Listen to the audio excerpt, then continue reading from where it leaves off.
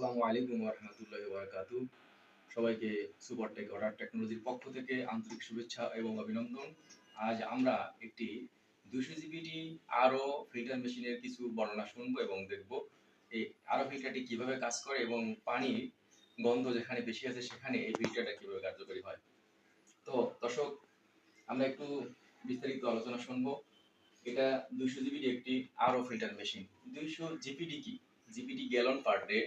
200 হচ্ছে যে 200 GPT per day, মানে দৈনিক 200 গ্যালন পানি এই মেশিনটা থেকে প্রোডাকশন হবে। এখন 1 গ্যালন সমান 3.78 লিটার যদি হয়, তাহলে 200 জিপিডি বলতে বোঝাচ্ছে যে আমরা যদি 200 দিয়ে 3.78 দিয়ে পূরণ দিই, তাহলে হচ্ছে 756 লিটার 24 ঘন্টায়। 24 ঘন্টায় 756 লিটার পানি প্রোডাকশন হলে ঘন্টায় আসে 30 লিটার প্লাস।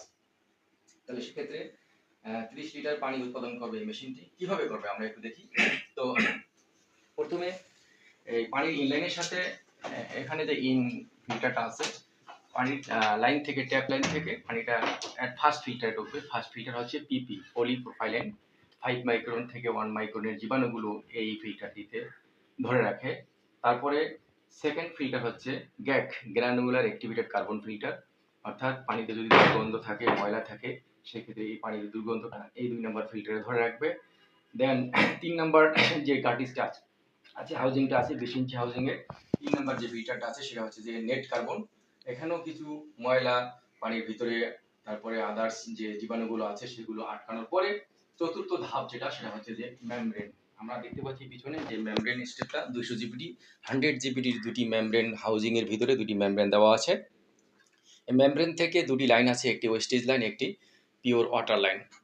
পিওর ওয়াটার লাইনটি দুটি থেকে যোগ হয়ে একটিতে পিওর ওয়াটার হয়। এই পোস্ট কার্বন যেটা আমরা দেখতে পাচ্ছি, সেই পোস্ট কার্বনটি অরিজিনাল, একটু দেখাও।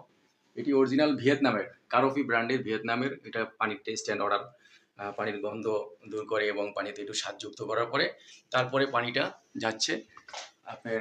আমরা এখানে একটা ট্যাঙ্কি যোগ করেছি, গাজি ট্যাঙ্ক 100 লিটারের। এই পানিটা এটার ভিতরে ঢুকবে।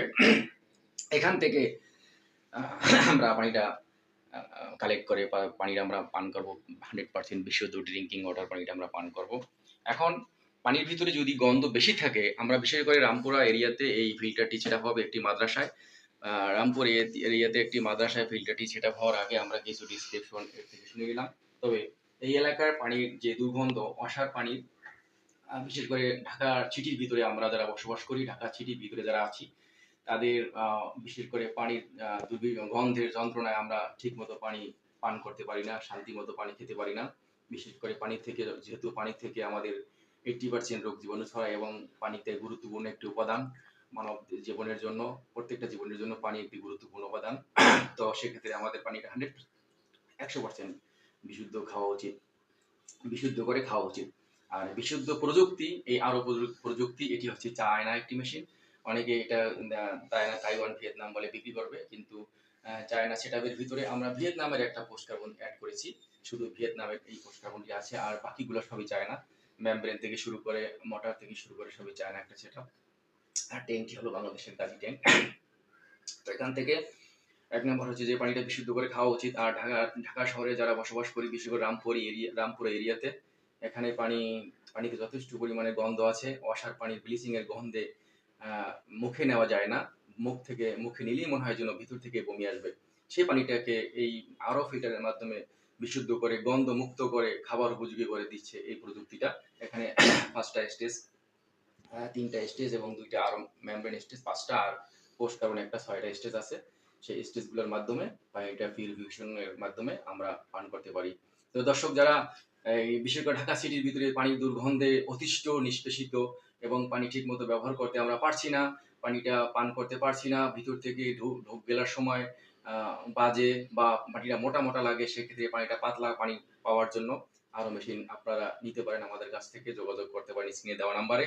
এবং এখান থেকে পানি নিয়ে বিশুদ্ধ পানি পান করুন, জীবনকে সুস্থ রাখুন, সুস্থ থাকুন। সবাই আমরা সুস্থ থাকি, বিশুদ্ধ পানি পান করি, সেই আহ্বান জানিয়ে আজকে এই আমাদের ছোট এপিসোড শেষ করলাম। সবাইকে ধৈর্য সহকারে এই আমাদের কথাগুলো শোনার জন্য আন্তরিক ধন্যবাদ ও অভিনন্দন। আসসালামু আলাইকুম ওয়া রাহমাতুল্লাহি ওয়া বারাকাতুহু।